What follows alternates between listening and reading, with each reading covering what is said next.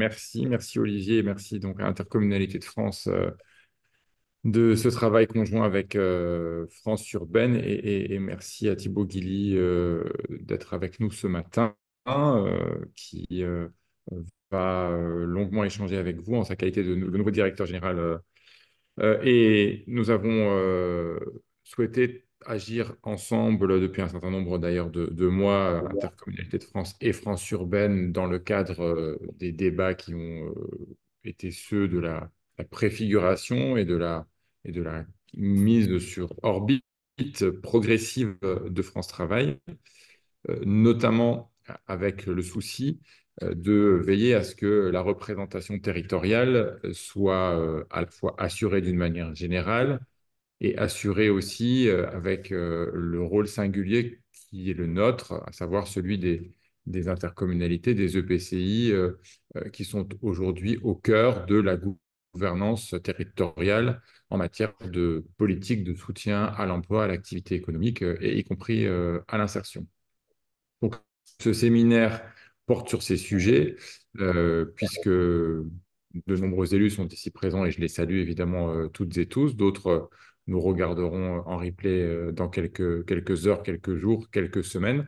Nous souhaitons réaffirmer la nécessité de l'ancrage de France Travail dans le tissu existant, car nous sommes convaincus d'abord par ce que nous connaissons nos territoires, que la maille fine à l'échelle locale, elle s'appuie aussi sur la volonté des élus locaux, sur ce travail de proximité, sur notre capacité à travailler les uns avec les autres. Le bloc communal a toute sa place dans la future gouvernance, que ce soit lorsqu'on parle de l'accompagnement des publics aujourd'hui, je pense notamment au PLIE, le travail que nous conduisons notamment à l'échelle de nos EPCI à destination des entreprises, la levée des freins, évidemment, avec tout le travail d'accompagnement social. Donc, l'enjeu de la mobilisation des élus locaux pour éviter que les questions d'emploi restent un sujet purement technique, mais soient bien un sujet de territoire, de développement territorial, il est requis et il est plein et entier. La mutation à la fois de nos territoires, les enjeux de transition numérique, de transition écologique, les enjeux d'aménagement du territoire sont aussi des éléments clés qui permettent de se donner pour objectif que le plein emploi concerne aussi celles et ceux qui en sont parfois le plus éloignés.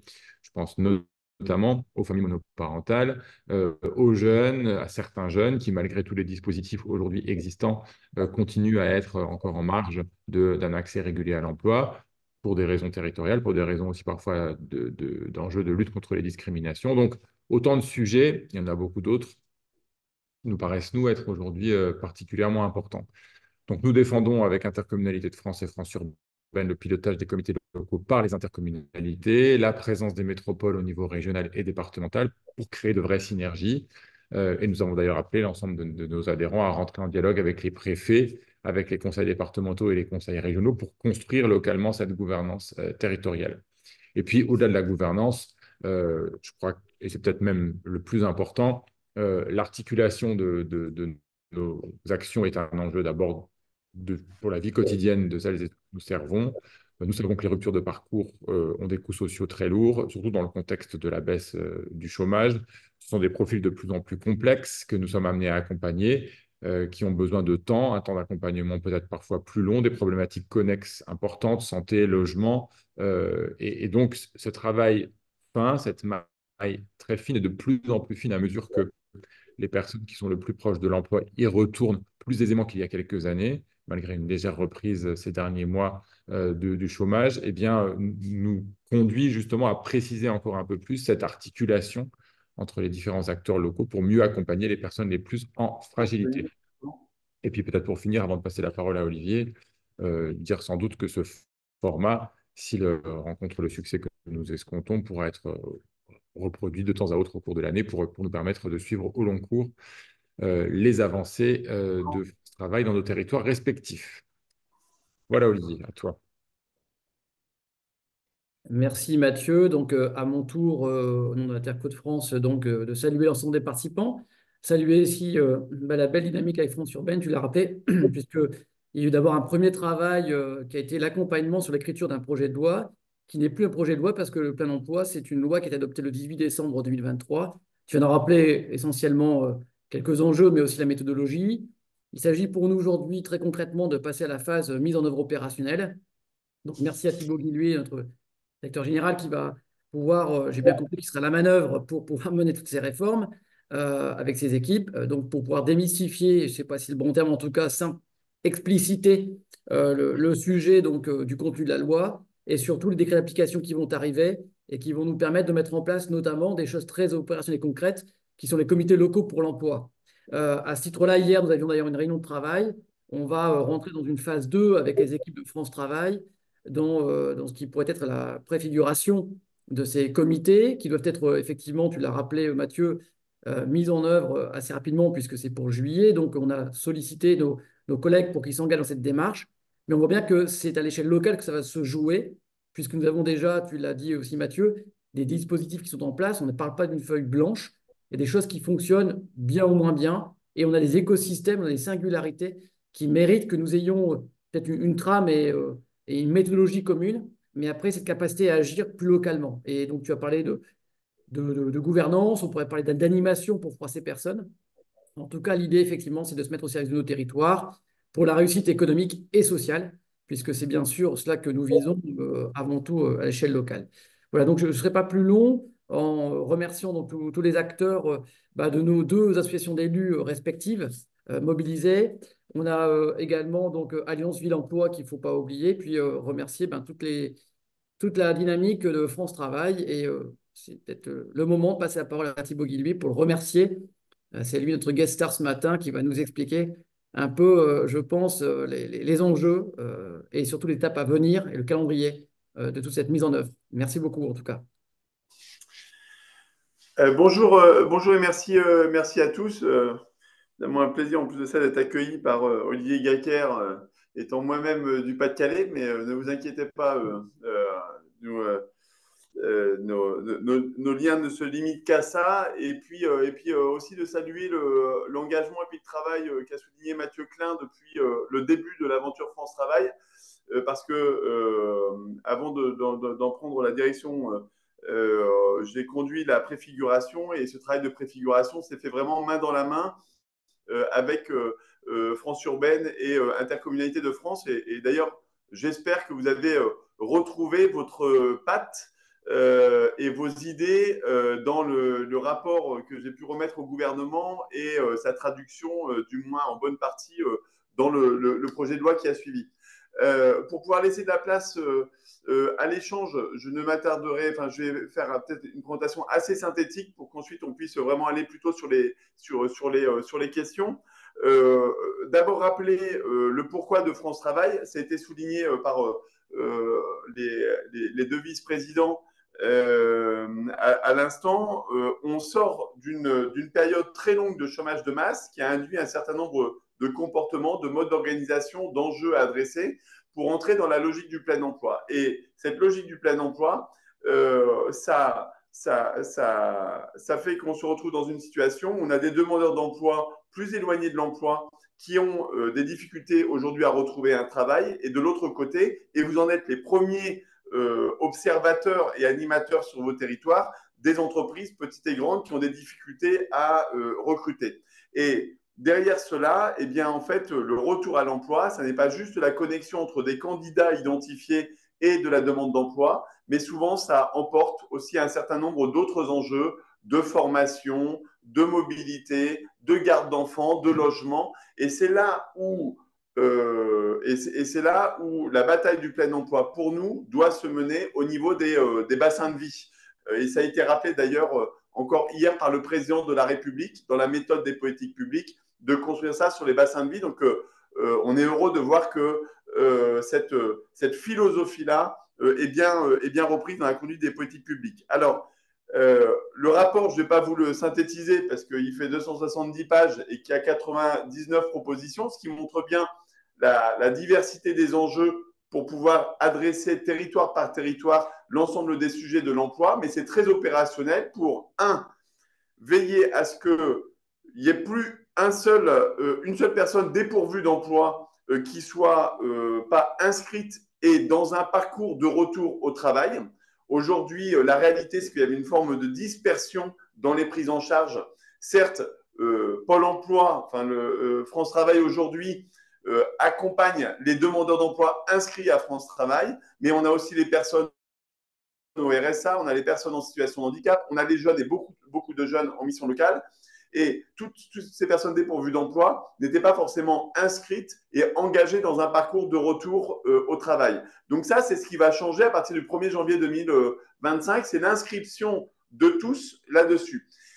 Derrière l'inscription, c'est une meilleure connaissance et une capacité à faire un diagnostic beaucoup plus précis de toutes ces personnes-là, pas seulement sur le champ professionnel, mais quand c'est nécessaire sur le champ social, mobilité, garde d'enfants, logement, illettrisme, illettronisme.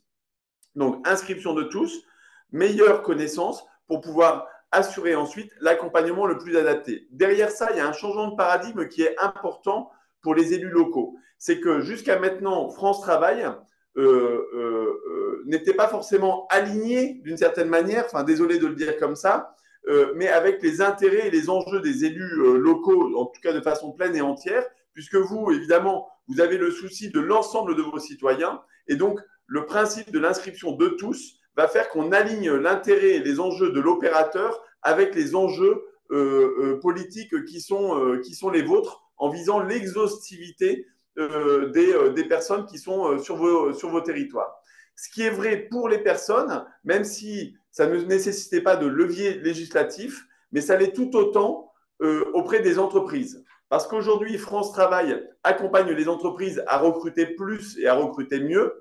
Ce que j'observe, et je n'en suis pas le comptable de ces bons résultats, mais que ces dernières années, les investissements de Pôle emploi, maintenant France Travail auprès des entreprises, portent leurs fruits, puisque 87% des entreprises sont satisfaites des services de France Travail. Simplement, plus de 70% d'entre elles n'en font pas appel, et notamment les toutes petites entreprises. C'est des pertes d'emploi, c'est des difficultés de recrutement que nous pourrions lever si on accompagnait mieux l'ensemble des entreprises. Et ça, c'est un deuxième défi de France Travail, c'est d'aller à la rencontre de toutes les entreprises, et notamment les plus petites, les commerçants, les artisans, les créateurs d'entreprises, les petites PME de territoire, évidemment toutes les autres aussi, mais celles-là pour leur apporter le meilleur service RH pour pouvoir les aider dans leur développement.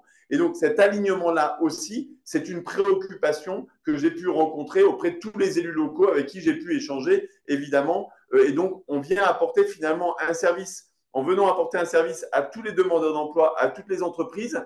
Eh bien, il y a une troisième traduction sur laquelle j'ai envie d'insister, c'est que l'opérateur devient un partenaire du territoire.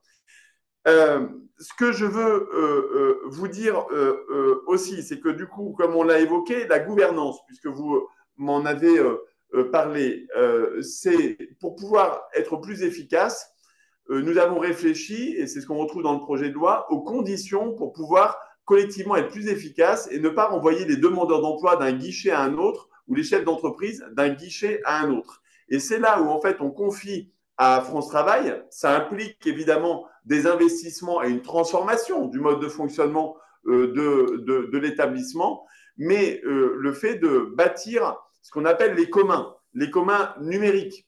Les communs numériques pour faire en sorte que vous ayez accès et on partage que les systèmes d'information soient interconnectés. On ne peut pas demander aux gens sur le terrain de travailler main dans la main les uns avec les autres si les données ne sont pas partagées et si les outils informatiques ne le sont pas. Nous avons engagé ce chantier de SI Plateforme et vous êtes déjà associés, hein, puisque je crois qu'on a eu la première réunion dès le 4 ou le 6 février, associant France Urbaine, Intercommunalité de France, l'Association des maires de France, bref, pour embarquer le bloc communal et comprendre quels sont vos besoins pour pouvoir développer le SI Plateforme en fonction des besoins que vous avez, soit en termes d'amélioration de services vis-à-vis des demandeurs d'emploi et des entreprises, mais aussi pour produire la donnée qui sera nécessaire pour que vous ayez des tableaux de bord pour assumer ensuite votre fonction dans la gouvernance stratégique, politique et financière. Donc là, ça, c'est un premier chantier. Le deuxième chantier, je passe rapidement dessus, mais je pense que c'est important parce que c'est une préoccupation que vous nous avez tous remontée, c'est d'avoir un service public qui est à proximité et accessible de tous vos habitants. Et que si nous avons une implantation déjà territoriale forte au niveau de France Travail, hein, avec 896 agences, c'est comment une stratégie en partenariat avec les acteurs du territoire pour amener France Travail à moins de 5 km de chaque habitant. Et là aussi, c'est une question de travail, de mutualisation. Il y a déjà un certain nombre d'initiatives que nous portons avec un certain nombre d'élus locaux, et puis je pense aussi à des acteurs comme France Service ou etc., sur lesquels nous voulons renforcer ce point-là. Et puis le troisième élément, ce qu'on appelle l'Académie France Travail, c'est le lieu pour partager les connaissances et que chacun fasse le premier kilomètre de l'autre. Entre, par exemple, et on en a beaucoup discuté avec Mathieu Klein, mais là je dirais sur son autre fonction qui est au Haut Conseil des travailleurs sociaux, c'est comment les travailleurs sociaux et les conseillers d'insertion professionnelle qu'on va retrouver dans des missions locales ou à France Travail ou etc. puissent travailler mieux main dans la main, mieux se coordonner dans les accompagnements globaux qui sont nécessaires.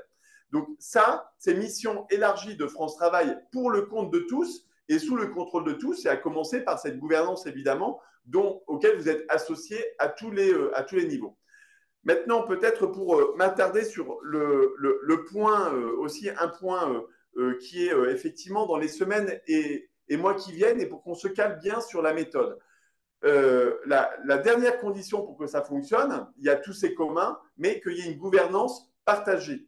Parce que pour accompagner, je vous donne un exemple qui ne relève pas de votre compétence directe, mais où on a déjà bien avancé avec les départements. Typiquement sur l'insertion des personnes les plus éloignées de l'emploi et des bénéficiaires du RSA, c'est la compétence des départements. Mais nous avons co-construit avec eux, dans le cadre de l'accompagnement rénové des 15 heures et plus, une collaboration, d'abord logique d'expérimentation toujours, de montée en puissance itérative et de co-construction entre les services de l'État, les départements et France Travail et les acteurs du réseau pour l'emploi.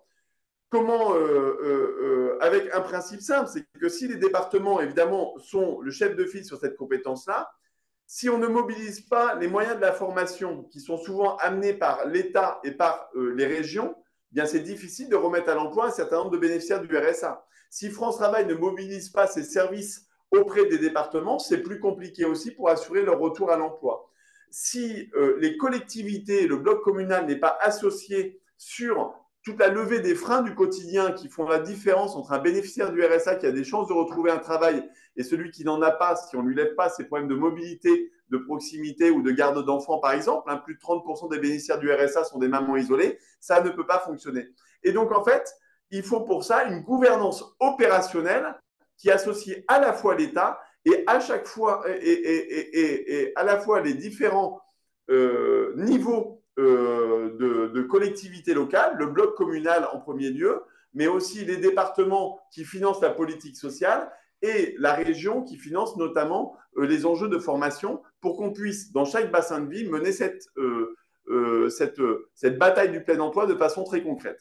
Nous, l'opérateur, on ne se substitue pas, et d'ailleurs, il y a les projets de décret qui sont en élaboration par les services de l'État auquel vous êtes associé, vous serez associé dans cet esprit de concertation et co-construction qui préside en tout cas au fonctionnement de France Travail. Mais au-delà des décrets, ce qui compte pour nous et ce qui compte a priori pour vous, c'est comment ça se traduit opérationnellement au niveau des bassins de vie. Alors, il y a évidemment d'abord de les définir, ces bassins de vie, et là vous êtes associé, vous avez déjà pris langue avec vos préfets et vous avez bien fait pour pouvoir définir un petit peu quels sont le bon niveau de ces bassins de vie, parce qu'entre d'ailleurs une métropole, des zones rurales, etc., parfois ça peut couvrir juste un EPCI et parfois ça peut peut-être en prendre 2, 3 ou 4 dans des zones plus rurales. Donc il faut définir ça, mais à l'intérieur de ça, la gouvernance opérationnelle, nous, ce qu'on propose en tout cas l'opérateur, sous votre, je dirais, à votre service d'une certaine manière, c'est deux choses.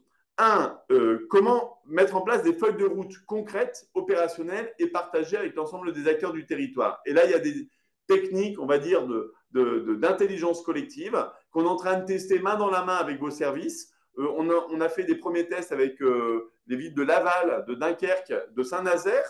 Mais hier, nous avons eu des échanges avec 6 ou 7 autres intercommunalités et j'ai aussi en tête Arras, Mont-Solémine,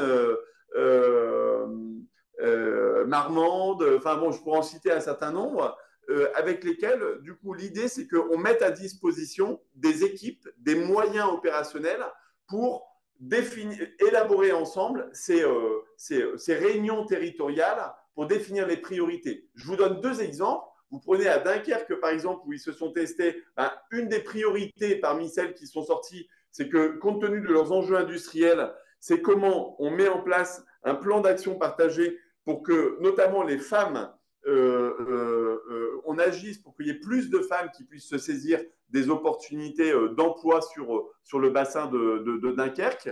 Alors qu'à Laval, par exemple, pour vous donner un autre exemple, c'est plutôt les personnes qui sont en périphérie de Laval qui ont des problèmes d'accès à l'emploi compte tenu des problèmes de mobilité et sur lequel là, on mobilise des plans d'action pour articuler mieux les questions d'accès à l'emploi et de formation et les questions de mobilité du quotidien en lien avec les élus locaux. Donc, c'est des choses vraiment très opérationnelles.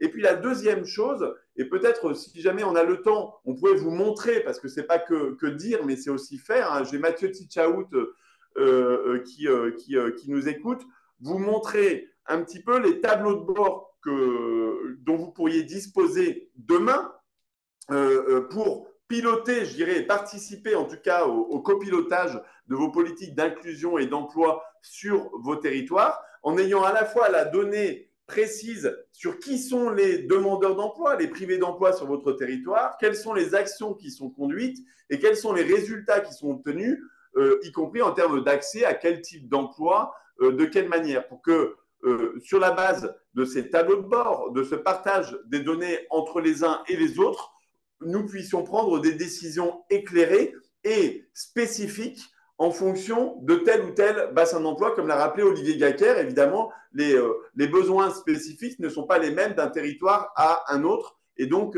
on a une démarche qui permet d'adapter nos outils, évidemment, aux spécificités et aux priorités de chacun des territoires.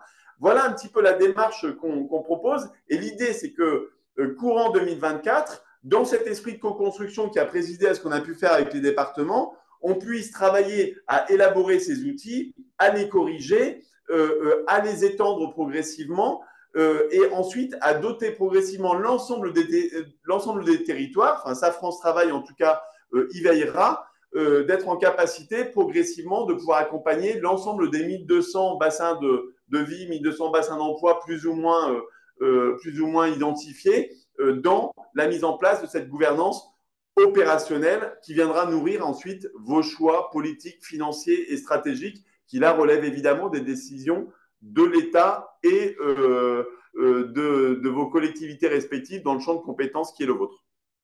Voilà, peut-être, j'aurais bien d'autres choses à dire, mais peut-être s'arrêter là et puis pour savoir si dans la démystification qu'évoquait Olivier Gacquer, quels sont les sujets encore soit d'inquiétude, soit d'interrogation, soit d'envie qui sera de nature à traduire effectivement un projet de loi qui n'est que pour le moment qu'un texte en évolution de pratiques très concrètes au service de vos territoires. Merci beaucoup à Thibaut. Je confirme, il est du Pas-de-Calais, mais il n'a pas l'accent. Vous avez vu, comme moi. Hein. Je ne sais pas si ça appelle peut-être des interventions de Mathieu ou si on ouvre directement à des questions, peut-être des gens qui nous suivent. Peut-être intéressant. Oui, oui, ouvrons à des questions. On réagira un peu plus tard.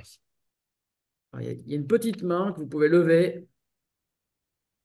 Ou dans le chat, il y a peut-être des questions. Je ne sais pas, je n'ai pas été voir. Pas encore, non. Mais les participants au webinaire ont la possibilité d'intervenir? Non, ils ne peuvent pas intervenir en audio, si? Non, en audio, non. Il y a trois possibilités. Soit ils lèvent la main et on leur donne C'est ça. la parole, soit alors ils réagissent dans le chat ou via l'onglet questions-réponses. Okay.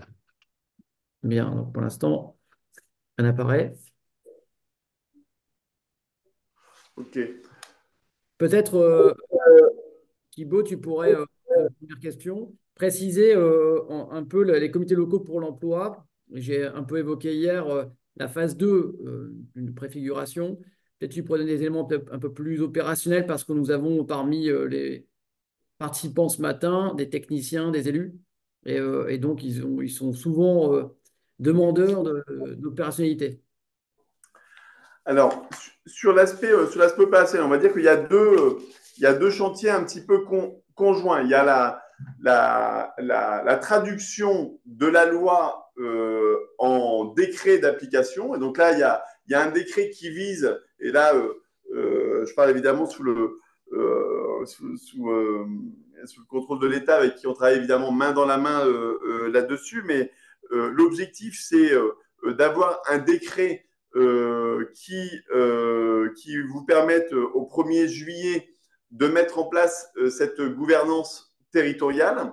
Simplement, dans l'élaboration de ce décret, on souhaite veiller à rester et à laisser quand même chaque territoire le plus manœuvrant possible, en identifiant évidemment les invariants. Par exemple, un des invariants, c'est le fait que le bloc communal soit systématiquement représenté à l'ensemble des échelons. Par contre, sur les modalités, pour être concret, autant au niveau régional, c'est coprésidé préfet, président de région, compte tenu qui traite des compétences évidemment qui sont régionales, mais sur lesquelles vous êtes conviés à participer pour veiller à la territorialisation, par exemple, de l'offre de formation. Vous avez le comité départemental qui, lui, est coprésidé préfet de département et président de département pour là couvrir, on va dire, le champ plus spécifique de l'insertion, enfin le champ social et de l'insertion des personnes les plus éloignées, la dimension inclusive, on va dire, du service public de l'emploi.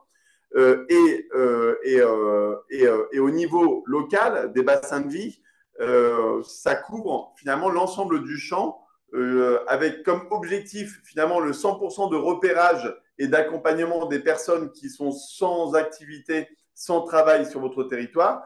Et le deuxième objectif qui est de répondre à 100% des besoins des entreprises pour maximiser, enfin réduire les délais de recrutement, limiter le nombre d'offres non pourvues et accompagner aussi l'attractivité des territoires quand il y a des projets industriels ou qui se développent. Ça se fait au niveau des bassins de vie. En termes de gouvernance, vous aurez la possibilité, ça c'est dans la discussion que vous avez avec le préfet de département et les différentes représentations d'élus. Les gouvernances, là, la loi n'est pas prescriptive. Et donc, soit il y a un des échelons qui assume une coprésidence, soit chaque échelon est vice-président, soit vous pouvez éventuellement tourner. Nous, ce qu'on observe, c'est que c'est important de partir quand même de l'existant parce qu'il y a quand même déjà un certain nombre de territoires qui ont déjà des bases existantes d'animation. Et donc, l'idée, c'est évidemment pas de réinventer quelque chose, hein. C'est que ce comité local, par définition, cette gouvernance va amener à supprimer tous les autres comités qui pouvaient exister en matière d'insertion, de formation et d'emploi pour simplifier évidemment et avoir un cockpit d'animation qui soit unifié plutôt que dispersé comme c'est encore trop souvent le cas aujourd'hui. Donc, et dans ce cockpit-là, du coup, vous aurez une vision globale de toutes les données, de toutes les informations. Et ensuite, d'un territoire à un autre, peut-être que le leadership pourrait être assumé de façon différente d'un territoire à un autre ou d'un temps à un autre là-dessus. Si vous avez des questions plus précises, n'hésitez pas à me les poser, mais à ce stade, j'aurais tendance à le dire comme cela. Alors, des questions, on en a reçues. Je ne sais pas si tu les vois, Thibaut, sur le côté. Ouais, je vais les voir.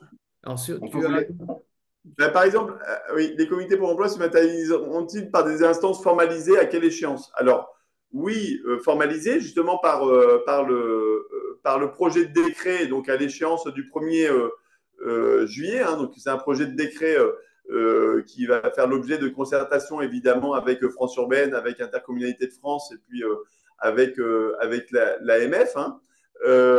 Sur ça à l'échéance du 1er juillet. Mais je peux vous dire, puisque on a animé ça avec le DGEFP récemment, c'est que notre souhait et notre proposition, c'est pour une fois de ne pas attendre que les décrets soient publiés pour pouvoir mettre en place l'action, mais plutôt de commencer à mettre en place des pratiques et des tests avec vous sur les territoires, de manière à éclairer les dispositions réglementaires, pour que les dispositions réglementaires soient plutôt la résultante d'une expérience terrain construite avec vous, plutôt que le terrain subissent d'une certaine manière, si vous me permettez l'expression, des circulaires qui seraient des canevas pas forcément toujours adaptés à la gouvernance opérationnelle qu'on souhaite mettre en place avec vous. Donc ça c'est le calendrier. Et donc ensuite, les comités, évidemment, vont avoir une forme tout à fait organisée. Je vois que l'articulation avec les SPEL, typiquement, les SPEL, je pense par exemple, c'est que dans les Hauts-de-France, par exemple, ça fonctionne pas mal autour des SPEL. Typiquement, les SPEL, et ça, on en a même aussi discuté avec le président de région, avec le préfet de région là-dessus. L'idée et la philosophie, c'est bien que les SPEL se transforment en comités locaux pour l'emploi. Simplement, dans les SPEL, il y a déjà pas mal de choses qui fonctionnent, capitalisons dessus. En revanche, il y a des choses qu'on a pu identifier collectivement avec les uns et les autres sur lesquelles la place, par exemple, des élus locaux, etc., était peut-être à consolider ou à renforcer dans l'esprit que je vous ai décrit et qu'on retrouve dans le projet de loi. Mais je sais que… Thibaut, il y a beaucoup de questions sur la mission locale. Regarde, je ne sais pas si tu as vu. Oui, alors mission locale. Lorsque vous dites que tous les comités autres vont disparaître, nous fonctionnons avec un conseil d'administration pour la maison de l'emploi, mission locale, élu, France Travail. Voulez-vous dire que ce type de gouvernance pourrait disparaître? Alors, non. Alors, les missions locales, dans le projet de loi, vous avez France Travail qui a les fonctions d'animation opérationnelle de ces comités, aux côtés des missions locales pour ce qui est des jeunes. On travaille main dans la main avec l'UNML et puis avec les missions locales sur cette animation-là. Mais la différence entre une mission locale ou un pli ou une maison de l'emploi, c'est que jusqu'à maintenant, c'est des outils qui sont limités au public qui sont censés adresser. Le comité local pour l'emploi auquel vous allez participer, c'est 100% des demandeurs d'emploi, qu'ils soient bac-12 ou bac+5, qui soient proches de l'emploi ou qui en soient éloignés. Vous aurez une vision sur l'ensemble de la population qui est en recherche ou en besoin de retrouver un emploi. La mission locale, ensuite, en tant que telle, c'est un opérateur qui a sa gouvernance propre, etc. Elle va garder son conseil d'administration. Mais le pilotage et l'animation des politiques d'emploi, jeunes, moins jeunes, et quels que soient les domaines, c'est au niveau du comité local que vous allez avoir cette possibilité-là. Jusqu'à maintenant, il n'y avait pas vraiment d'outils pour pouvoir animer de façon globale la politique d'emploi pour les élus locaux. Et avec ce comité local, en fait, on crée cette possibilité-là. Je pense par exemple aux plis avec lesquels on travaille beaucoup sur l'insertion des personnes éloignées de l'emploi. Ils font partie du réseau pour l'emploi, mais ils vont avoir une action généralement sur les personnes les plus éloignées de l'emploi. Moi, j'ai beaucoup travaillé avec les plis. Vous voyez, donc il y a les acteurs qui opèrent, la mission locale, le pli, telle structure associative, elle garde sa gouvernance propre. Par contre, l'animation de la politique publique sur l'insertion, la formation et l'emploi, ça, c'est dans le comité local pour l'emploi que ça se passe. Quid de la place des communautés d'agglo et des communautés de communes? Quel lien avec les bassins économiques, emploi, formation qui réunit une bonne partie des acteurs déjà cités? Écoutez, moi, sur ça, je peux vous dire pourquoi moi j'ai plaidé pour que les communautés d'agglomération et les EPCI soient beaucoup plus impliqués dans la gouvernance des politiques d'insertion, de formation et d'emploi. La première, je vous l'ai dit, c'est déjà le découpage sur le bassin de vie. Aujourd'hui, les gens, ils recherchent d'abord principalement un emploi dans leur bassin de vie. Et aujourd'hui, on subissait finalement une gouvernance qui se faisait de façon un petit peu verticale, avec des politiques portées par le ministère qui tombaient, je dirais, comme la gravelotte, ensuite sur l'échelon régional, puis sur l'échelon départemental pour atterrir sur le terrain, et au terrain, de s'adapter à cela. Les politiques de la région, de même, les politiques du département, pareil, mais il n'y avait pas vraiment d'organisation locale instituée. Donc là, c'est pour ça qu'on met le bassin de vie qui est le lieu sur lequel on décide et on anime l'action pour l'emploi. Les gens cherchent du travail dans leur bassin de vie principalement. Ça ne veut pas dire qu'il n'y a pas évidemment de la mobilité entre bassins de vie, mais c'est aussi principalement ça. C'est pour ça qu'on institue les EPCI. Et maintenant, dans le rôle des EPCI, tout particulièrement qui peuvent apporter ou qu'on pourrait renforcer ensemble, Sur la levée des freins du quotidien, bah, c'est quand même essentiellement des compétences qui relèvent souvent des EPCI. Hein. Enfin, la mobilité, c'est un des premiers freins. Bah, c'est quand même essentiellement au niveau des EPCI que ça se joue. Sur l'aller vers, pour pouvoir toucher tous les habitants, voir toutes les entreprises, bah, les élus locaux sont quand même souvent les mieux placés, sont les meilleurs connaisseurs quand même du tissu social et du tissu économique de leur bassin. Et puis sur le développement économique des territoires, il faut qu'on lie plus le développement économique avec les politiques d'emploi. On travaille déjà, nous, beaucoup, France Travail, avec des communautés d'agglomération ou des communautés de communes. J'étais par exemple dans les Ardennes il n'y a pas très longtemps à Rethel.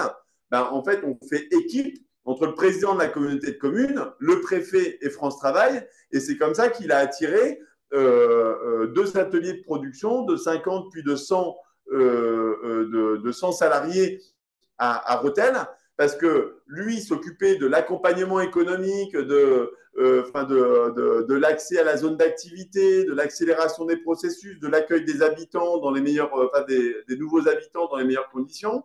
Le préfet accélère les procédures et France Travail a proposé en amont, pendant et après le service RH de l'ensemble du projet. Et c'est en faisant équipe entre les communautés d'agglomération, les métropoles, les communautés de communes qui ont cette fonction d'animation du développement économique de leur territoire, et nous qui pouvons apporter tous les services RH, que du coup on crée une valeur forte pour le territoire. Donc ça, je pense qu'il ne faut pas oublier aussi ce volet, articulation entre le développement économique que vous portez et la fonction RH, sur lequel évidemment France Travail et ses partenaires du réseau Pôle emploi, eux ont les outils pour faire le sourcing, pour financer la formation ou pour apporter la formation et pour accompagner les entreprises dans leurs projets de développement.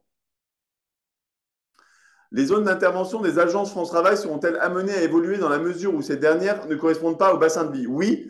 Alors, vous avez raison, et d'ailleurs, ça fait partie du casse-tête, hein, si on se dit les choses, parce que les découpages, justement, si on a envie de travailler ensemble, il faut bien qu'on ait des découpages qui soient cohérents. Et donc là, c'est tout le travail que vous allez faire, élus locaux et préfets. Moi, côté France Travail, on est un opérateur, on s'adaptera et on adaptera notre organisation au découpage par bassin de vie. On est quand même déjà plutôt assez bien organisé en bassin de vie sur France Travail, mais par exemple, on a pas mal travaillé avec le vice-président de la communauté de communes du Pays de Bray, je crois, enfin, par exemple, typiquement, lui, pour des raisons historiques ou etc., il n'y a pas d'implantation de France Travail dans sa communauté de communes. Bon. Donc, il y a peut-être certains endroits sur lesquels on va adapter notre implantation et on reverra, nous, notre cartographie d'intervention pour la calquer sur ce qui aura été décidé sur l'organisation des bassins de vie entre vous, les élus locaux, et l'État. Là, je n'ai pas de sujet avec ça. Rôle de FT dans les comités locaux et culture partenariale qu'elle ne maîtrise pas. Alors, merci de pointer notre manque de maîtrise de la culture partenariale. Alors, je dirais, il y a le verre à moitié plein puis le verre à moitié vide. Je partage avec vous, et un des éléments de la transformation entre Pôle emploi et France Travail, c'est effectivement de travailler et de renforcer cette culture partenariale. Mais c'est pour ça que pour qu'il y ait culture partenariale, il fallait qu'il y ait alignement des objectifs. Nous, à partir du projet de loi, maintenant, on est 100% aligné sur les objectifs de tout le monde, puisque en fait, on a la préoccupation d'accompagner 100% des demandeurs d'emploi, 100% des entreprises. Et donc, c'est pour ça qu'on travaille main dans la main avec les missions locales sur les jeunes, qu'on va travailler main dans la main avec les PLI ou les associations d'insertion sur les personnes plus éloignées, sur lesquelles elles ont un plus grand savoir-faire que France Travail. Et donc, développer cette culture partenariale, l'accompagner, monter en compétences là-dessus, ça fait partie effectivement de nos enjeux. Et on va d'ailleurs le développer ensemble, hein, parce qu'on travaille, on a d'ailleurs commencé à faire des formations des managers de France Travail où les contenus sont co-élaborés. On en a même fait dans les locaux, je crois, oui, on va bientôt faire une formation dans les locaux d'intercommunalité de France. Donc, cette culture partenariale, c'est en se formant et en travaillant ensemble qu'on va la développer. Le rôle de FT dans les comités locaux. En fait, on parle souvent de gouvernance duale. Alors derrière ce mot un peu techno, c'est que moi, ce que je constate, c'est que si on fait des comités stratégiques où vous prenez des décisions, mais qui ne sont pas liées en fait à ceux qui ont les moyens pour les mettre en œuvre, ça ne fonctionne pas. Et donc, la gouvernance stratégique, politique et financière, les décisions relèvent au niveau du bassin de vie des décisions des élus locaux pour leur champ de compétences et des services de l'État et des partenaires sociaux qui peuvent être associés évidemment à la gouvernance. Le rôle de France Travail, c'est de produire, de partager, de produire la donnée, de produire des outils pour pouvoir prendre des décisions et de veiller à la mise en œuvre des décisions qui ont été prises dans les comités, main dans la main avec les acteurs du réseau pour l'emploi. Voilà, c'est une fonction opérationnelle, comme le nom opérateur l'indique. On a la fonction opérationnelle ensuite de veiller à mettre en œuvre les priorités qui ont été définies ensemble dans les comités territoriaux. Alors, l'outre-mer sera-t-elle soumis Alors, évidemment que l'outre-mer fait partie évidemment pleinement du projet de loi. Simplement, effectivement, il y a des projets d'ordonnance pour pouvoir adapter quand même certaines dispositions de la gouvernance aux spécificités liées à l'organisation institutionnelle et territoriale des outre-mer. À quel moment nous connaîtrons le découpage en bassin de vie pour la constitution des comités locaux? Écoutez, c'est un travail qui a commencé, hein, qui est rentré en débat entre les préfets, vous, vos différentes institutions là-dessus. L'objectif, c'est qu'en tout cas, ce découpage-là soit finalisé au 1er juillet. J'observe que sur certaines régions, les échanges sont déjà bien avancés, sur d'autres plus débutantes, mais il y a eu un échange entre le ministère et l'ensemble des préfets et services déconcentrés de l'État et services de France Travail tout récemment pour les inviter, enfin voilà, pour accélérer un petit peu le processus pour être prêt pour le 1er juillet. Les représentants des entreprises MEDEF, CPME, branches peuvent-ils siéger au sein des comités locaux pour participer à la construction des programmes? Alors oui, évidemment, eux, ils sont prévus. Moi, je pense qu'on a un vrai défi à la représentation des entreprises dans ces comités. Parce que si on est sur des comités où on se raconte des histoires, où chacun vient raconter son initiative, etc., je pense qu'au bout de 2 ou 3 comités, tout le monde a connu ça, les chefs d'entreprise vont avoir du mal à y retrouver leurs petits et leurs comptes, et on va vite les voir disparaître de ces comités. Or, l'emploi, ça part quand même des besoins des entreprises. Et donc, on a un vrai défi dans ces comités locaux à intéresser les entreprises. Et pour ça, évidemment, que leurs représentants soient là, mais qu'on soit bien sur des propositions très concrètes. Et on en développe quand même beaucoup avec France Travail en ce moment. Et donc, on a des partenariats forts avec le MEDEF, avec l'U2P, avec la CPME, bien sûr. Mais on associe aussi, on est en train de développer des task force de prospection entreprise avec les consulaires. Je pense notamment aux chambres de commerce et d'industrie, aux chambres d'agriculture, aux chambres de métiers et d'artisanat. Et de manière générale, on mobilise aussi tous les clubs.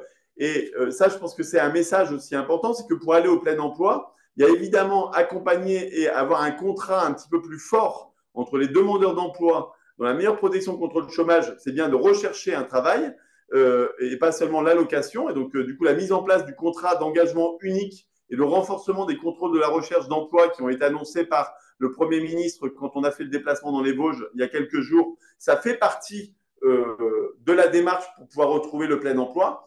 Mais c'est vrai aussi des entreprises où on travaille avec elles et tous ces réseaux-là pour améliorer les services, pour mieux accompagner les TPE, les PME et que les services de France Travail et de ses partenaires soient plus simples, plus accessibles et plus efficaces, toujours plus efficaces. Ça, c'est un sujet. Mais on a aussi d'accompagner les entreprises à s'ouvrir à la diversité des talents. Parce que, évidemment, en période de chômage de masse, elles n'avaient pas forcément l'habitude de recruter des jeunes, de recruter des seniors, de recruter des personnes en situation de handicap. Et donc là, on a tout un service avec les entreprises s'engagent pour les aider là-dedans. La multiplication des participants risque effectivement de rendre le comité local plus opérationnel. On en arrive très vite à des instances à 40, 50 participants où on échange, mais on ne construit pas. Je suis complètement, c'est René-Paul Arlandis. On a clairement cette difficulté-là. C'est qu'en même temps, il faut tout le monde autour de la table, mais plus il y a de gens autour de la table, et plus ça rend inopérants les comitologies. Et donc, c'est là où il faut aussi que… Et c'est pour ça que je vous parlais du travail que nous faisons en ce moment avec un certain nombre de communautés d'agglos, de communautés de communes, en lien évidemment avec France Urbaine et puis Intercommunalité de France. Mais c'est d'avoir une approche très opérationnelle où vous pouvez avoir des temps où là, vous réunissez plutôt les acteurs opérationnels, soit de l'insertion de l'emploi ou les entreprises, pour pouvoir proposer en fait des feuilles de route opérationnelles très concrètes. Et donc ça, c'est ce qu'on est en train de faire avec France Travail. Et qu'ensuite, ces feuilles de route très concrètes sur les différents sujets soient soumises ensuite à la décision qui, elle, la décision, c'est principalement les élus locaux, enfin vous, c'est-à-dire vous, l'État et les partenaires sociaux pour ce qui les concerne. Et comme ça, pour essayer d'avoir comme ça une gouvernance opérationnelle qui vienne nourrir ensuite les décisions, on va dire, du champ politique. Donc voilà, et maintenant, on va y aller en avançant. Moi, j'observe que sur certains territoires, ça marche. Il n'y a pas une seule méthode non plus, donc il ne faut pas non plus que ce soit un carcan ou etc. là-dessus. Mais donc, et là, on va avoir des dizaines et des dizaines de communautés. Enfin, moi, il y a vraiment beaucoup de vos adhérents qui nous ont contactés pour pouvoir tester, qui sont prêts à essuyer les plâtres avec nous pour mettre en place la mécanique et voir ce qui fonctionne de façon efficace.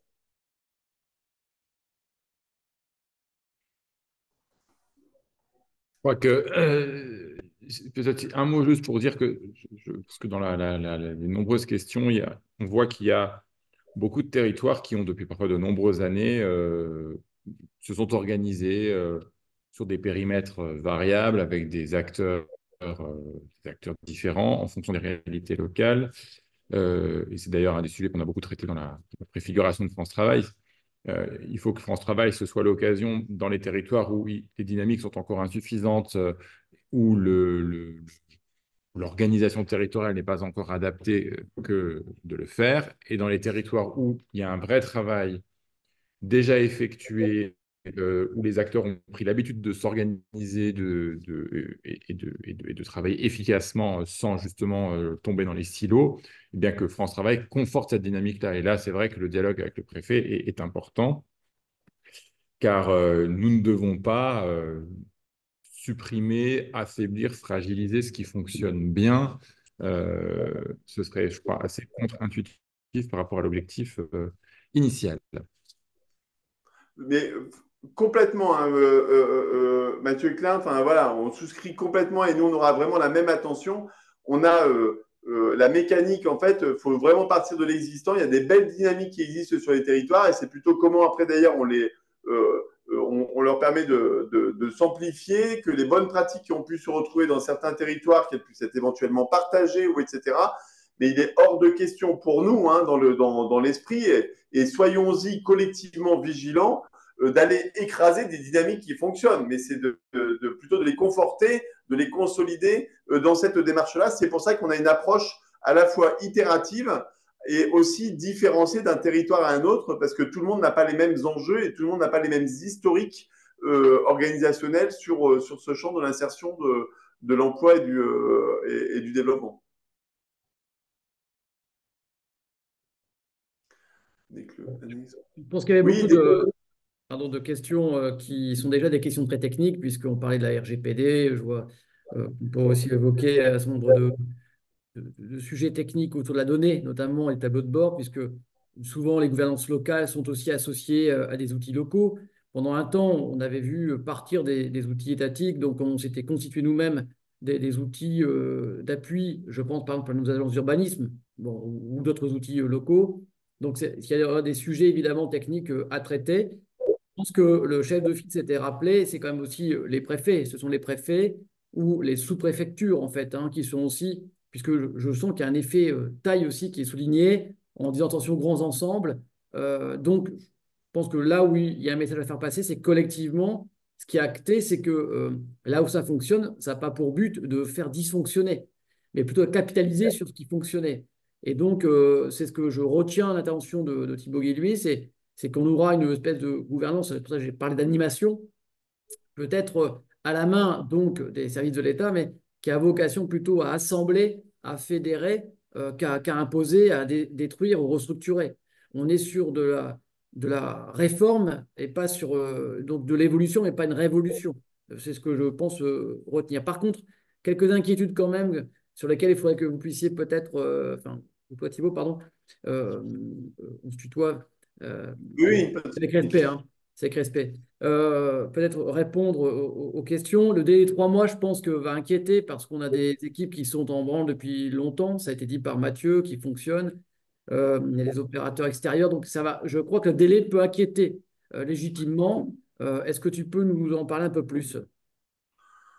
Et après, d'ailleurs, on pourra, je pense, à l'occasion du Conseil national pour l'emploi, traiter cette question-là. Et moi, je vais la repartager avec parce que je ne voudrais pas m'exprimer à la place du DGFP quand même, mais pour échanger avec lui tous les jours. Hein, et on n'est pas, je veux dire, on ne croit pas non plus au grand soir. Ça serait vraiment très techno et très virtuel que d'imaginer qu'entre le 30 juin et puis le 2 juillet, il faudrait tout basculer. On est en train de parler de dynamique, de mode de coopération, de travailler ensemble, d'outillage, etc. Donc ça va monter en puissance progressivement. Simplement, on se fixe un cadre collectif, y compris avec vous, de se dire au 1er juillet, quelle est la base et le premier terrain le premier terrain de départ. Je crois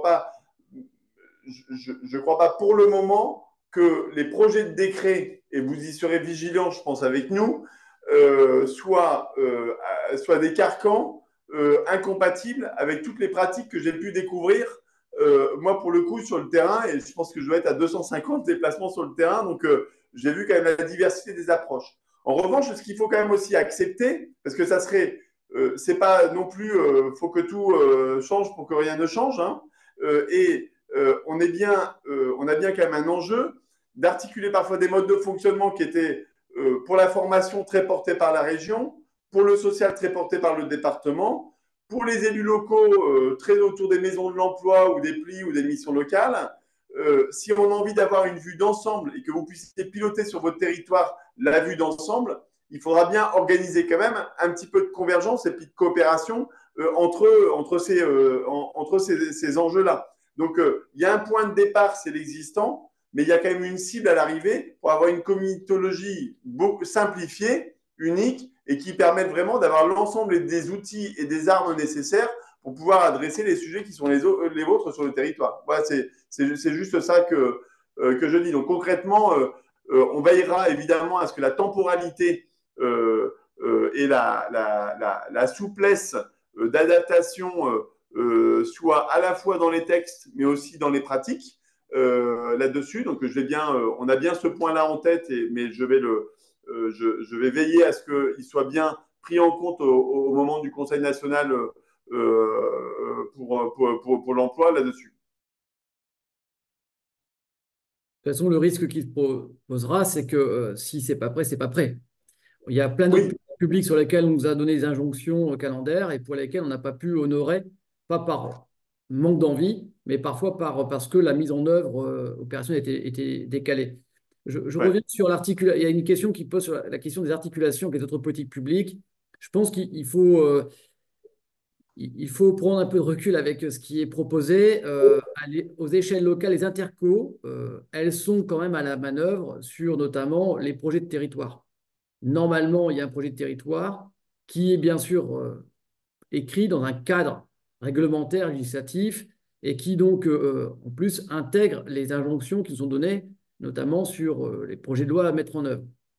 Donc, je pense que c'est pour cela que la maille intercommunale est la bonne maille, parce qu'à la fois en termes d'espace géographique, mais en termes aussi de projet, et surtout en termes de capacité à être chef d'orchestre en relais et dans le respect de ses compétences, qui sont souvent des compétences aussi parfois déléguées, je pense en lien avec la région pour la partie développement économique, je pense que c'est pour cela que les gouvernances locales doivent être co-animées notamment, alors que l'État soit là, c'est normal, c'est le garant, mais aussi par les intercos qui doivent et qui financent d'ailleurs souvent beaucoup d'outils locaux, hein, reconnaissons-le. Donc, je pense que il ne faut pas y voir quelque chose de trop complexe quand on commence à parler de contractualisation, de gouvernance, politique de la ville, etc.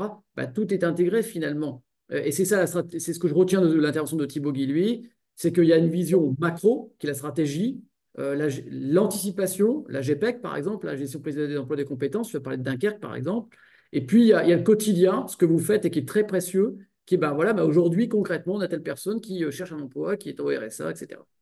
Et donc, Et ces comités locaux vont permettre à la fois de donner des grands enjeux dans le temps stratégique, et puis regarder chacun dans nos missions, si ça fonctionne bien, si on se parle bien, et si on peut avoir des objectifs communs, notamment qui tendent vers le plein emploi à l'échelle locale. En fait, c'est un peu ça, je crois, hein. C'est du macro et du micro, et c'est cette rencontre des deux qui doit pouvoir donc aboutir à ce succès. Ça veut donc dire qu'il y a une question de leadership local également, et j'ai entendu que c'était pas, on va pas faire des grandes lois avec des grandes injonctions, mais c'est aussi de donner un cadre de travail qui doit nous permettre de trouver notre juste vitesse à l'échelle locale, avec un partenaire qui s'appelle France Travail, qui était aussi en pleine mutation dans ses missions. Je ne parle peut-être pas l'état d'esprit, mais en tout cas dans son rayonnement. J'ai bien résumé, Thibaut, ça? ouais, c'est exactement ça. C'est exactement ça. Et je pense aussi que d'un territoire à un autre, et on va pas pouvoir tout embrasser du premier coup en plus de ça. Enfin, je pense qu'il va falloir choisir au début, bah, c'est quoi les priorités de chaque territoire. Là, je voyais là dans les interventions, il y a par exemple politique de la ville. Bon, bah, nous clairement le choix et la stratégie générale là, dont tu parlais, c'est que on fait un service public de droit commun. C'est-à-dire que pour les personnes en situation de handicap, comme pour la politique de la ville, qu'on arrête de segmenter et du coup de complexifier tout ça. Et une personne qui relève de la politique de la ville, ben, ça reste d'abord un demandeur d'emploi avec des talents à activer un appui à lui apporter pour qu'il puisse retrouver un travail.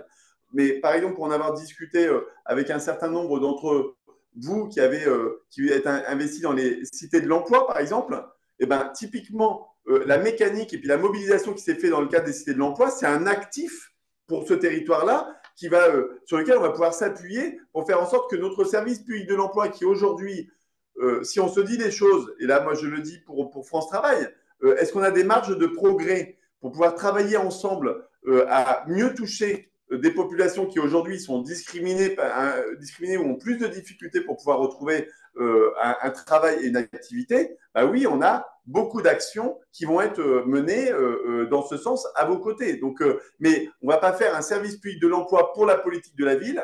C'est au sein de ce comité local, avec France Travail et ses partenaires, que je sais que par exemple à Arras, parce que j'ai discuté avec Frédéric Le Turc, il a une politique assez active dans ce domaine-là, et ben, j'imagine que dans les priorités qui vont ressortir peut-être du comité local d'Arras, eh ben, il y aura un volet sur quelles sont les actions et toutes les actions concrètes qui sont menées pour aller chercher, former, proposer des solutions, amener les entreprises dans les quartiers prioritaires de la ville, ou etc. là-dessus. Vous voyez, mais dans une vision englobante, plutôt que de disperser encore tous les sujets. Je propose, parce que ça fait déjà 1 heure, si vous êtes d'accord, on peut peut-être faire une première conclusion. Je trouve très intéressant ce webinaire et je note dans les dernières questions qu'il serait intéressant d'en refaire peut-être, avec notamment la question de la mise en œuvre opérationnelle, parce que sur les enjeux, le contexte, tout ça, je crois qu'on partage, on le vit, il n'y a pas vraiment de contestation. En plus, une loi est appliquée, il fallait voter, on l'applique. Je crois que par contre, maintenant, on voit bien que les questions elles se posent sur comment ça va se mettre en œuvre concrètement. Donc, je reviens sur mes propos introductifs pour rappeler qu'il y a une première phase hein, qui a été une phase de démonstrateur qui a été mise en œuvre, je crois, à Saint-Nazaire, Laval et Dunkerque. Puis maintenant, nous rentrons dans une seconde phase où, avec 8 territoires qui ont été proposés, qui sont proposés, pardon, mais on pourrait peut-être en accueillir d'autres par la suite, pas de difficulté pour nous. L'idée était de monter une méthodologie pour justement co-construire en réalité ces comités locaux de l'emploi, voir quelle mission on y met, avec la première phase qui était d'ailleurs une phase de diagnostic. Alors là, forcément, les questions vont se poser. Qui fait le diag? Comment? Pourquoi? On revient donc à la question de la donnée, des tableaux de bord. Donc, je crois qu'il n'y a pas de, faut être très clair, il n'y a pas de modèle unique. Il y aura un état d'esprit et la garantie du respect de la loi et de son esprit, c'est bien sûr le préfet. Mais après, nous, les opérateurs, on va se parler localement.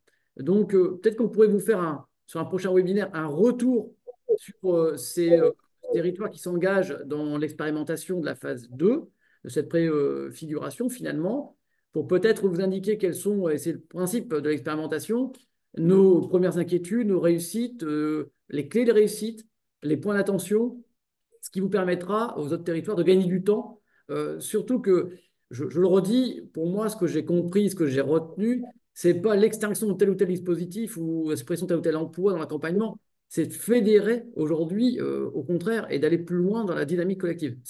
Donc, je crois que c'est comme ça qu'il faut le vivre, mais avec une forme de guichet unique, mais c'est ce qu'on essaye tous de faire à notre échelle locale, c'est d'avoir une espèce de dynamique connue, avec des gens qui se parlent, donc de ramener de la transversalité. Donc, je pense qu'il n'y a pas assez de révolution, je redis le terme, mais plus une évolution. Et donc, si ce webinaire a été, je pense, utile pour dégrossir le sujet, on pourrait reprendre date, Thibaut, avec les retours sur l'expérimentation, peut-être l'élargissement d'une phase 3, je ne sais pas comment on peut l'appeler, en tout cas, après cette phase de démonstrateur et cette phase de préfiguration, d'une deuxième phase de préfiguration, donc phase 3, pour aller vers la massification et le développement, tout en retenant, et moi je suis peut-être un peu vindicatif là-dessus, mais c'est gentil de dire que 3 mois, attention, ça va être très court pour tout le monde. C'est beaucoup de facteurs, tu l'as dit, dans certains territoires à mettre autour de la table. Il faut gérer les susceptibilités. Vous-même, sur France Travail, vous devez identifier les interlocuteurs locaux, hein, pour la mise en place de ces comités locaux. Donc, je pense que ce ne sera pas trop sans perdre de temps non plus. Ça, j'ai bien compris. Mais je pense qu'on peut aussi donner quelques délais d'indulgence pour déployer ça et réussir. Bien Voilà. sûr. Du coup, moi, en tout cas, je saisis la proposition au bon parce que c'est une méthode qu'on a faite sans vouloir faire des comparaisons inadaptées, mais honnêtement, de co-construction avec les départements. Vous savez, on a un comité de suivi avec les départements où une fois par mois, on fait un point avec les départements et où comme ça, on peut partager toutes les avancées. Et les départements nous remontent aussi tous les points de blocage, ou toutes les difficultés, ou etc., pour qu'on puisse à chaque fois les corriger ensemble et que le mois d'après, eh ben, hop, on améliore, on adapte, etc., que ce soit les outils, que ce soit la gouvernance, etc., là-dessus. Moi, j'ai proposé au DGFP, parce que je pense que ça serait quand même pas mal que du coup, de la même manière que pour les départements, on fasse cette animation en binôme État-opérateur sur ça. Et on revient, on se cale avec vos services pour voir la mécanique, la temporalité, ou etc. Nous, on s'adaptera à vos besoins là-dessus. Mais effectivement, ce qui compte, c'est la mise en œuvre. Et dans la mise en œuvre, il faut qu'on échange régulièrement pour qu'il y ait des remontées, parce qu'il y aura forcément de temps en temps des incompréhensions, peut-être des petites erreurs, ou etc. là-dessus. Ce qui est important, c'est qu'il y a un dialogue qui soit permanent entre nous pour qu'on puisse après d'ailleurs évidemment corriger le tir à chaque fois que c'est nécessaire. Donc ça, moi, je retiens ça. Et puis en attendant, mais je remercie vraiment les équipes de l'intercommunalité, de France Urbaine, ou etc., avec qui on fait un travail remarquable depuis le début. Et que si vous identifiez ou s'il y a une intercommunalité ou un de vos adhérents qui soit exprime le souhait d'avancer, soit a une difficulté sur un territoire, ou etc., ou une incompréhension ou quelque chose qui ne se passerait pas comme on a pu l'échanger aujourd'hui dans la philosophie et dans les principes, c'est important aussi que n'hésitez pas à nous remonter les points. Enfin, on a une ligne directe, hein, j'ai envie de dire, entre France Travail et vos services, de manière à pouvoir accompagner localement pendant cette période de changement. Donc voilà les deux aspects, peut-être pour que opérationnellement on puisse être vraiment dans une véritable co-construction et que quand il y a un problème, on puisse le régler avant d'imaginer que ça soit un blocage. Je vais peut-être donner les noms des territoires qui avaient levé la main, qui vont participer donc, à l'expérimentation de la phase 2. Donc, il y a la communauté d'agglomération de Blois, la communauté de communes Marem Adour-Côte Sud, la communauté de communes Rumilly Terre de Savoie. Donc, on me demandait s'il y a des territoires plus ruraux, donc il y en a, hein, bien sûr. Il y a aussi l'Eurométropole de Strasbourg. Ça pose d'autres questions là, plus structurantes, hein. On parlait des dimensions, c'est pas toujours plus facile quand c'est plus grand. Il y a le Grand Cognac, donc comité d'agglomération, Grand Orly, Seine-Bièvre, Val de Garonne agglomération, la comité d'agglomération donc, de Béthune, Breuer, Artois-Romanne. Et donc, on avait évoqué en phase 1 de saisir, donc nous, d'identifier l'interlocuteur France Travail, Interco de France ou donc France Urbaine. Hein.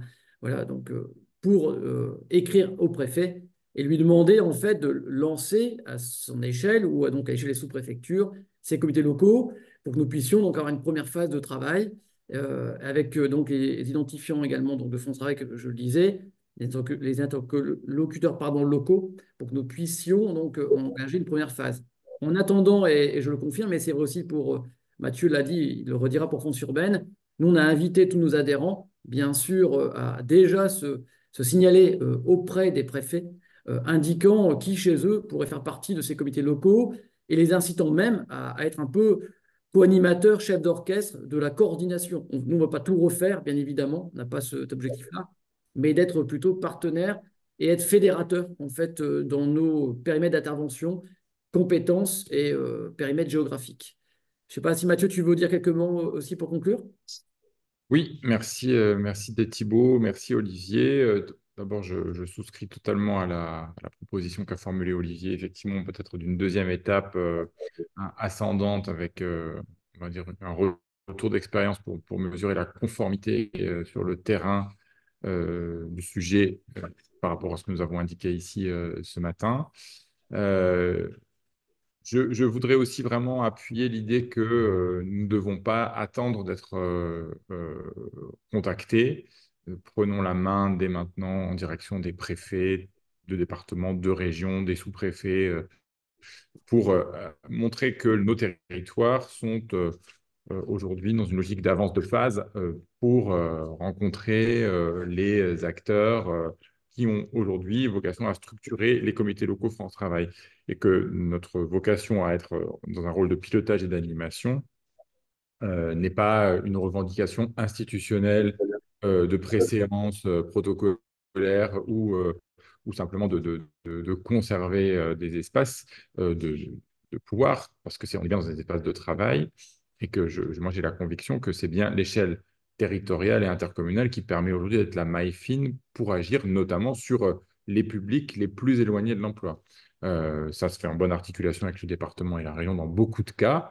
Peut-être que ça marche un peu moins bien dans d'autres endroits, mais je sais, pour l'avoir vu et sur place et par le témoignage déjà à de nombreuses reprises, qu'il n'y a pas besoin d'avoir parfois de cadre réglementaire pour que les choses fonctionnent.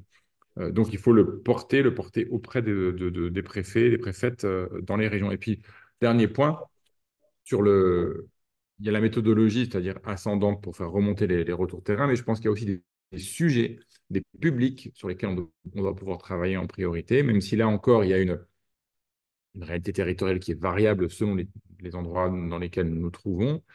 Mais il me semble que les jeunes, qu'on soit en territoire rural, urbain dense, que les jeunes décrocheurs, malgré la garantie jeune, malgré les dispositifs qui existent aujourd'hui, malgré le contrat d'engagement jeune, restent une préoccupation de premier ordre, en tout cas pour France urbaine, et je pense que c'est partagé par Intercommunalité de France. Donc, ce sujet-là, moi, j'aimerais que nous le travaillions particulièrement, et les familles monoparentales de la même manière où nous constatons que tous les freins périphériques à l'accès à l'emploi aujourd'hui sont quand même souvent au cœur de beaucoup de dynamiques.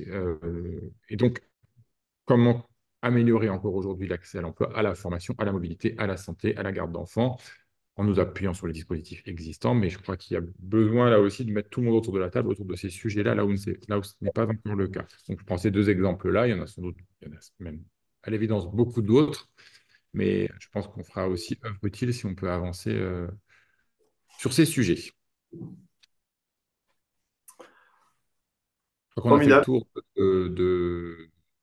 tour de piste pour aujourd'hui est à peu près complet. Donc, il nous reste Ouais, à bah, remercier Thibaut, l'ensemble des intervenants et des participants.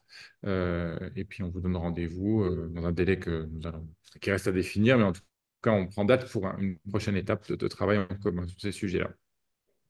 merci beaucoup en tout cas pour votre invitation. Et puis, en tout cas, n'hésitez pas aussi à vous saisir des équipes France Travail qui sont mobilisées à votre service pour pouvoir faire avancer cette dynamique. Et puis, à très bientôt donc dans cet échange régulier nécessaire à la co-construction. Merci beaucoup et bonne journée à tous, hein. Merci Thibaut, merci Mathieu. Merci les équipes. Merci, au revoir.